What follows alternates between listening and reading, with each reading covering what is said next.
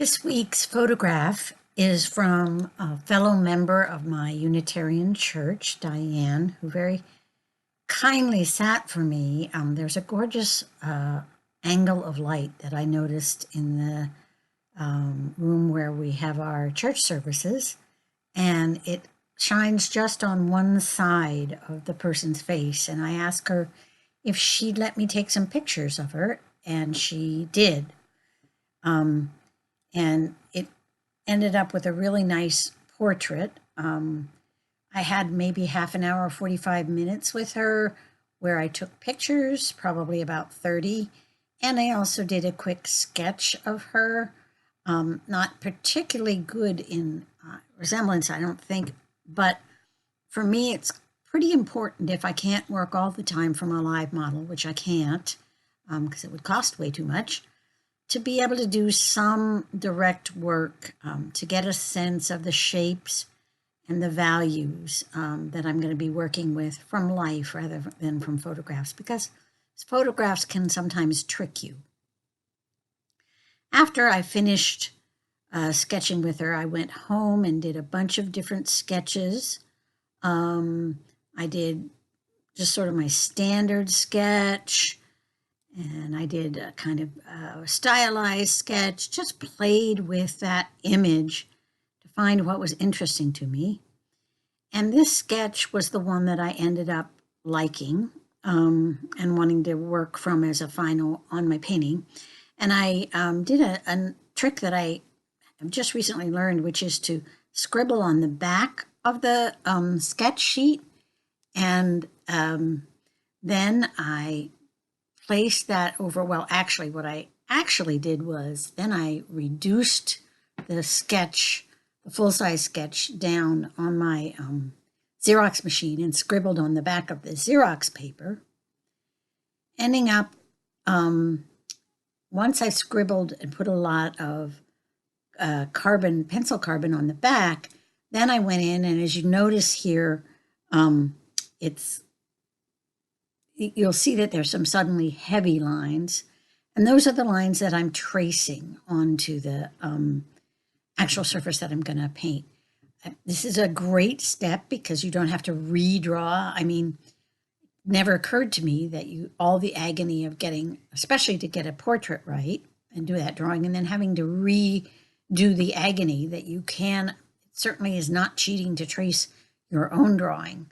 So I got a placement of that onto the painting surface. Then I started by using an underpainting, and I was using Winsor green and Winsor blue. And this is something I've been trying to learn and understand. I've been following one of my favorite painters, and I think of her as a mentor. I'm a patron of hers on Patreon. And for $10 a month, she gets you wonderful process videos that shows you how she does things. And she starts out with a turquoise underpainting. So that's what I did. I went back and looked, and her underpainting is much, much lighter than mine. But never you mind, I was trying. And since I don't quite understand the underpainting, I just sort of gradually moved from the turquoise to adding other colors. I'm working in Winsor blue, alizarin crimson, and cadmium yellow light for almost all of this painting. And as you can see, I began to add color to more of the face. For a while, I thought I might just play with this sort of in terms of realism and not realism, by just having part of her face in color and the rest in monotone. But I kept moving, kept adding color to it. And I was pretty pleased at how the resemblance was coming. There was a lot of agony about the eyes. And I'm painting on a surface, a very 300-pound watercolor paper that I've gessoed 3 times and sanded at each level. And that makes the surface more forgiving. You can take away things. So right at the eye, you can see it was quite dark at an earlier time, and then I was able to lift that color back out again in the pupil. That gives it a nice feel, I think. So that gessoed surface lets you add and then subtract. Then I went, I left it overnight. I thought it was really good. I knew I should probably leave it alone. But did I leave it alone? No, I did not leave it alone. I added darkness on one side, and I added Aurolian because I felt like this was too circus colored. The turquoise had caused it to stay yellow, red, and blue, and I wanted it to be more merging into something. And of course, what I did was I overdid it.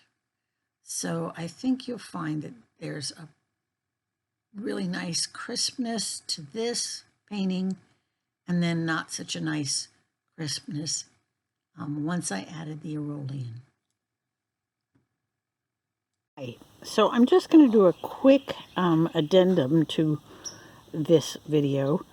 A couple days later, I like this painting now that I've stopped beating myself up about going too far, but I'm still not delighted with the bubbly, if you look real close, how uneven that texture is. It hasn't turned to mud. I don't mind the colors, but I do mind the bumpiness. It looks either like it's becoming a pointillist painting or she's just got a terrible complexion. And I thought of something, and I'm not sure I'm going to do it, but I wanted to show you. Here's a painting I did a while ago, and this was just regular watercolor, and you can notice the same texture of watercolor paper here. And just for fun, after I'd done the brushwork, I went into this one section and worked on it with watercolor pencil.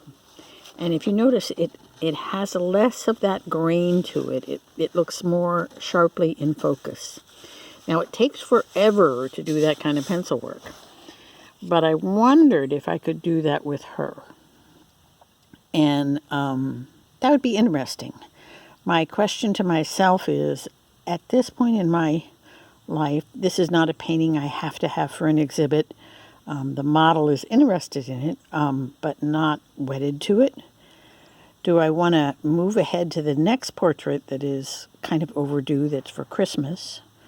Or do I want to test out this pencil fit technique? Because I suspect that getting this to that level of smoothness would take maybe days. That's a while. So we'll see.